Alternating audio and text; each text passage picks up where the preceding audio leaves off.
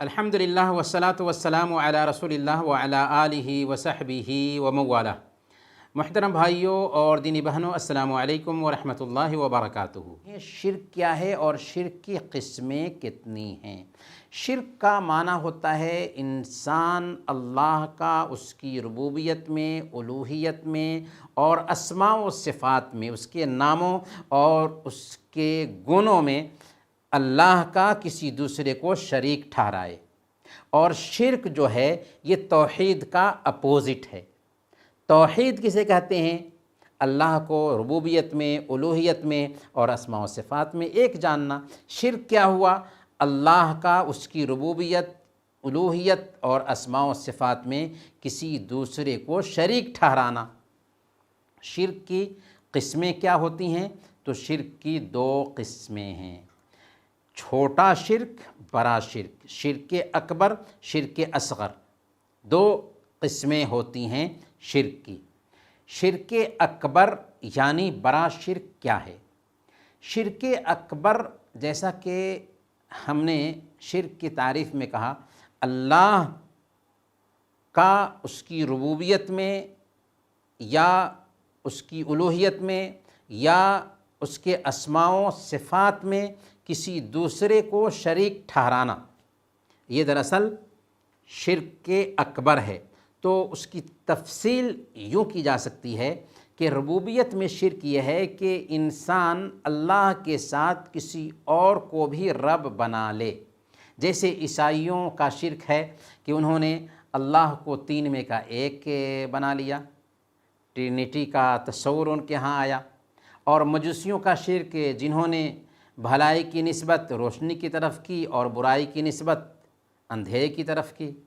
या कब्र के पुजारियों का शिर्क, जो ये अक़ीदा रखते हैं कि औलिया की जो रूहें हैं मौत के बाद भी कायनात को चलाती हैं, कायनात में तसर्रुफ़ करती हैं, वो ज़रूरतें पूरी करती हैं, मुसीबतें दूर करती हैं और पुकारने वालों की मदद करती हैं। तो ये दरअसल शिर्क है रुबूबियत में। उलूहियत में शिर्क क्या है कि अल्लाह के साथ किसी और को भी इबादत के लायक समझा जाए, जैसे फ़रिश्तों, रसूलों, औलिया, सूरज, चाँद, सितारे, पत्थर वग़ैरह की भी इबादत की जाए अल्लाह की इबादत के जैसे, कि उनसे दुआ की जाए, उनसे मदद तलब की जाए, उनके लिए जानवर ज़बह किया जाए, उनके लिए नज़रें मानी जाएं।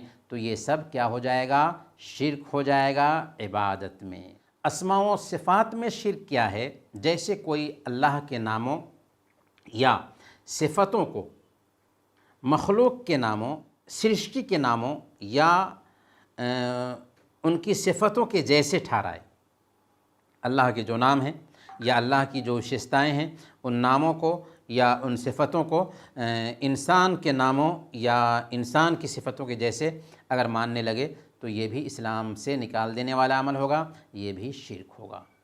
शिर्क अकबर का अंजाम क्या है? शिर्क अकबर नहायत ही ख़तरनाक अमल है, क्योंकि इससे अमल बर्बाद हो जाते हैं। अल्लाह ताला ने सूरह अल-अनआम, इस सूरह के अंदर 18 नबियों का वर्णन किया है, उनके मकाम को, उनके मर्तबा को, उनके महत्व को बयान किया है। फिर आयत नंबर 88 में अल्लाह फरमाता है, वलौ अशरकू लहबित अन्हुम मा कानू यामलून। अगर सपोज डैट उन सारे नबियों ने भी शिर्क किया होता तो उन नबियों के भी अमल अकारत जाते, उन नबियों के भी अमल बर्बाद हो जाते। तो एक नबी भी अगर शिर्क करता है तो उसका अमल भी बर्बाद हो जाएगा। गोया कि शिर्क इस्लाम में सबसे बड़ा पाप है, उससे बढ़कर कोई पाप नहीं। और शिर्क करने वाला हमेशा हमेश के लिए जहन्नम में रहेगा, कभी वो जहन्नम से नहीं निकल सकता और शिर्क की माफ़ी भी नहीं है अगर वो उस हालत में मर जाता है तो। हाँ, अगर दुनिया में एक इंसान तौबा कर लेता है, नेक अमल करने लग जाता है, अल्लाह की इबादत करने लग जाता है तो अल्लाह ज़रूर माफ़ करेगा। शिर्क असग़र क्या है? हमने शिर्क अकबर को जान लिया, شرک اصغر کی تعریف کیا ہوتی ہے؟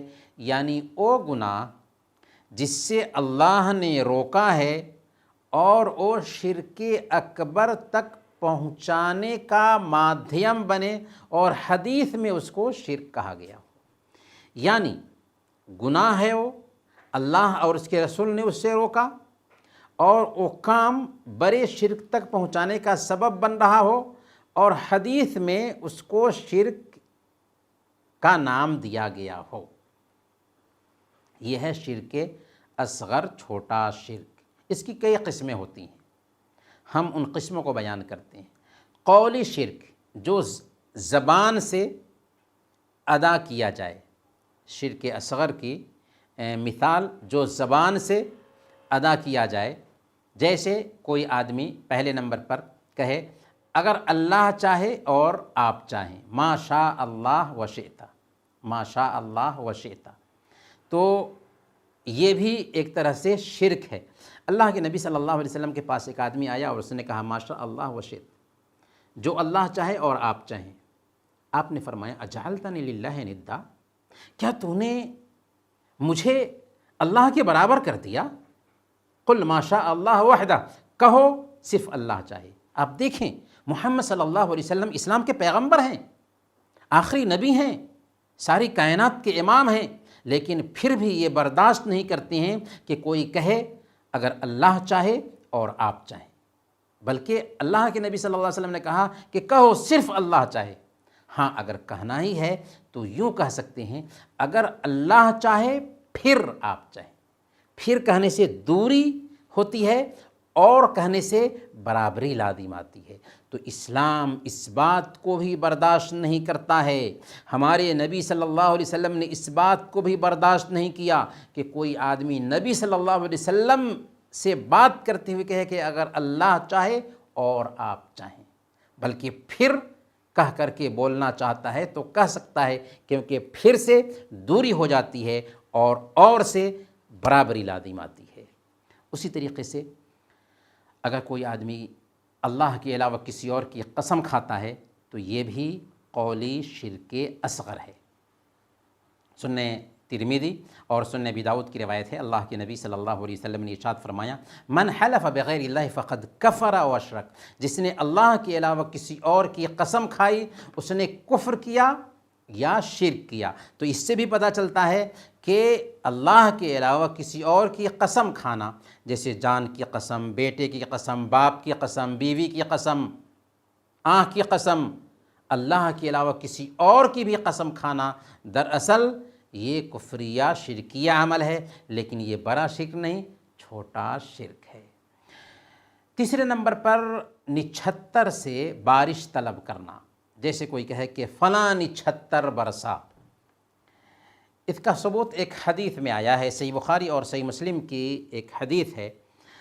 حضرت زید بن خالد الجہنی رضی اللہ تعالیٰ عنہ بیان فرماتے ہیں کہ ہم نے حدیبیہ کی صبح اللہ کے نبی صلی اللہ علیہ وسلم کے ساتھ فجر کی نماز عطا فرمائی، تو اس رات میں بارش ہوئی تھی۔ فجر کے بعد اللہ کے نبی صلی اللہ علیہ وسلم نے صحابہ کرام سے خطاب کرتے ہوئے فرمایا تھا هل تدرون ماذا قال ربکم، کیا تمہیں پتہ ہے میرے صحابہ کہ تمہارے رب نے کیا کہا؟ لوگوں نے کہا اللہ اور اس کے رسول ہی بہتر جانتے ہیں۔ آپ نے فرمایا اللہ نے کہا ہے اصبح من عبادی مؤمن بی و کافر، میرے بندوں میں سے کچھ لوگوں نے ایمان کی حالت میں صبح کی اور کچھ لوگوں نے کفر کی حالت میں صبح کی۔ جس کسی نے کہا مطرنا بفضل اللہ و رحمتہ، کہ اللہ کی رحمت اور اس کے فضل سے بارش ہوئی ہے، تو وہ مجھ پر ایمان لانے والا ٹھہرا اور ستارے کا انکار کرنے والا ٹھہرا۔ اور جس نے کہا کہ فلاں نچھتر برسا ہے، وہ ستاروں پر ایمان لانے والا ٹھہرا اور میرے ساتھ کفر کرنے والا ٹھہرا۔ تو یہ کہنا کہ فلاں نچھتر برسا ہے، ہتھیا برسا ہے، اسلام اس سے منع کرتا ہے۔ بارش کون برساتا ہے؟ بارش اللہ برساتا ہے، ہتھیا ہو، نچھتر ہو، اس طرح کی باتیں نہیں ہونی چاہیے۔ تو یہ بھی چھوٹے شرک میں سے ایک مثال ہے۔ فعلی شرک یعنی شرک اصغر میں سے عمل سے انجام دیے جانے والے شرک کی کیا مثال ہو سکتی ہے؟ تو پہلے نمبر پر کاہنوں اور نجومیوں کے پاس آنا۔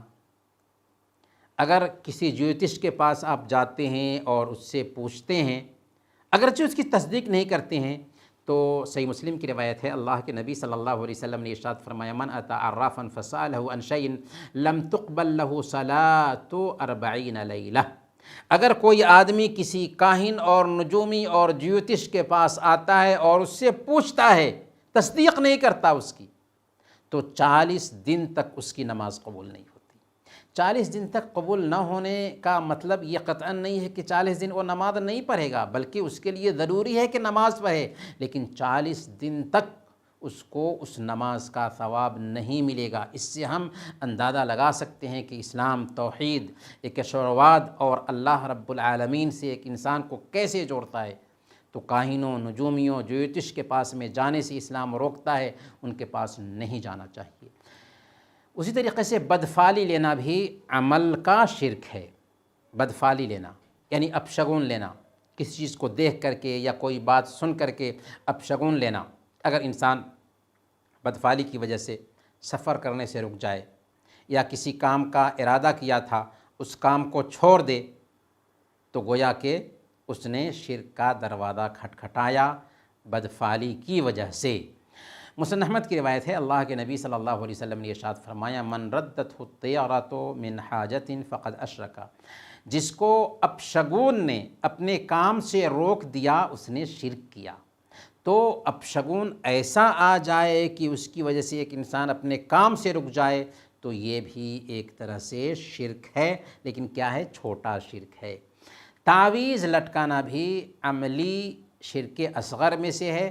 مسند احمد اور سنن ابی داؤد کی روایت ہے، اللہ کے نبی صلی اللہ علیہ وسلم نے ارشاد فرمایا، ان الرقی والتمائم والتوالا شرک، کہ شرکیہ جھاڑ پھونک، تعویذ گنڈے اور محبت کا کام کرنا یہ سب شرک ہے۔ یہ سب شرک ہے، یعنی شرکیہ طور پر جھاڑ پھونک کرتا ہے ایک انسان، یا تعویذ گنڈے لٹکاتا ہے، یا لوگوں میں محبت پیدا کرنے کے لیے کوئی عمل کرتا ہے۔ اللہ اور اس کے رسول کے بتائے ہوئے اذکار کا اہتمام کر کے اگر کوئی آدمی علاج کرے تو اچھی بات ہے، لیکن اگر کوئی جادو ٹونا کر کے اس طرح کا عمل کرتا ہے تو ظاہر سی بات ہے کہ وہ شرکیہ عمل ہوگا۔ چوتھے نمبر پر قرا پہننا یا دھاگا وغیرہ باندھنا، ہاتھ میں بہت سارے لوگ دھاگا باندھتے ہیں، تو یہ بھی دراصل اسلام اس سے منع کرتا ہے۔ مسند احمد کی روایت ہے، اللہ کے نبی صلی اللہ علیہ وسلم نے ایک آدمی کو دیکھا کہ اس نے اپنے ہاتھ میں پیتل کا ایک چھلا پہن رکھا ہے، پیتل کا ایک چھلا پہن رکھا ہے۔ آپ نے اس سے پوچھا کہ یہ کیا ہے؟ اس نے کہا، ایک واہنہ بیماری ہے جس کی وجہ سے میں نے اسے پہن رکھا ہے۔ آپ نے فرمایا، انزعها فإنها لا تزيدك إلا وهنا، اسے اتار دو، اس کی وجہ سے تمہاری بیماری میں اور بڑھوتری ہوگی، اور اگر اسے پہنے ہوئے مر گئے تو کبھی کامیاب نہیں ہو سکتے۔ تو اس سے پتہ یہ چلا کہ چھلا، دھاگا وغیرہ بھی ہاتھ میں باندھنا یہ شرکی عمل ہے، اس سے بچنا چاہیے۔ چھوٹے شرک میں دل سے بھی شرک ہوتا ہے، اس کی کیا مثال ہو سکتی ہے؟ جیسے ریاکاری۔